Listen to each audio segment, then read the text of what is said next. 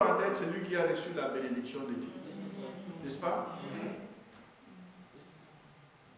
À votre avis, votre jugement humain, qui est béni par rapport à l'autre? Ne me donnez pas de réponse. Ésaü courut à sa rencontre, il l'embrassa et se jeta à son cou et le baisa et il pleurait. Ça, c'est la plus merveilleuse des choses.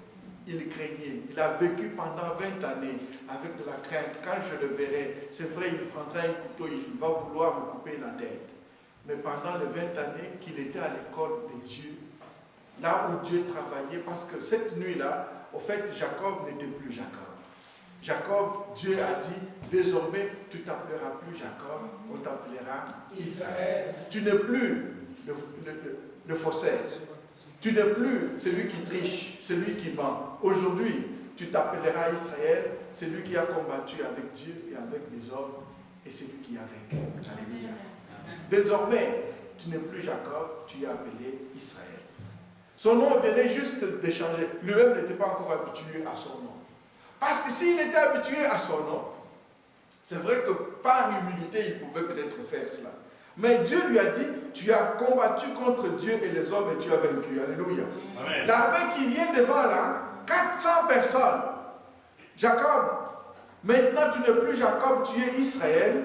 Si tu voulais te battre là, tu serais toujours vainqueur parce que Dieu a dit que tu es vainqueur.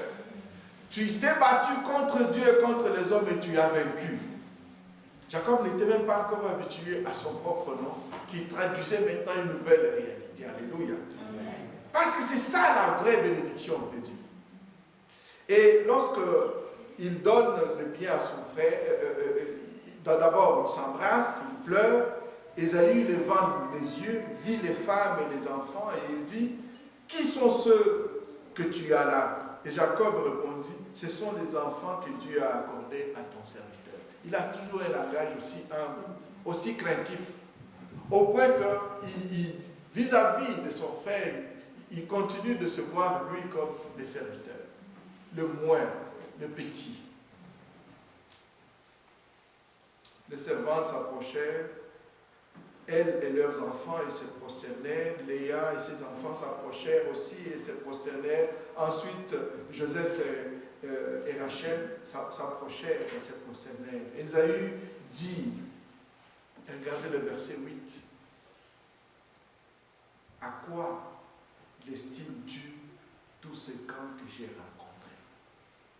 Parce qu'il avait, avant ça, Jacob avait envoyé des biens en 4 tranches de moutons, de chèvres. Ici, il voit le premier et qui dit c'est pas beaucoup. Quand il va rencontrer le deuxième, ça va l'apaiser petit à petit. Quand il retrouvera la dernière tranche, en tout cas sa colère va être partie complètement. C'est comme ça que lui il raisonnait. Son frère a vu tout ça et il va lui poser une question. À quoi est-ce que tu destines tout ça? Et il va être honnête aussi parce que Jacob, ce n'est plus un menteur d'avant. C'est un nouveau Jacob. Il s'appelle Israël. Il va dire, tout cela, ça sert à trouver grâce aux yeux de mon Seigneur. C'est le verset 9 qui m'intéresse beaucoup, frères et sœurs. Il va lui dire, Ésaü dit, je suis dans l'abondance, mon frère, grâce qui est à toi. Je suis dans la pauvreté, mon frère. De toute façon, la bénédiction de Dieu, c'est toi qui l'as eu. Dieu t'a béni, toi, il ne m'a pas béni, moi. Non, sur le plan matériel, là, sur le plan de possession de biens, sur le plan de possession de bétail, Ésaü dit à son frère, je suis dans l'abondance, mon frère. Je n'ai pas besoin que tu me donnes des choses. Garde ce qui est à toi. C'est comme pour dire, c'est comme si Ésaü regardait son frère et dit, tu n'en as même pas beaucoup comparé à moi. Tu n'en as pas beaucoup. Garde ce qui est à toi. Je suis moi dans l'abondance. Alléluia. Amen. Frères et sœurs, si nous voulons dire que la bénédiction de Dieu, c'est la possession de biens matériels, nous sommes en erreur.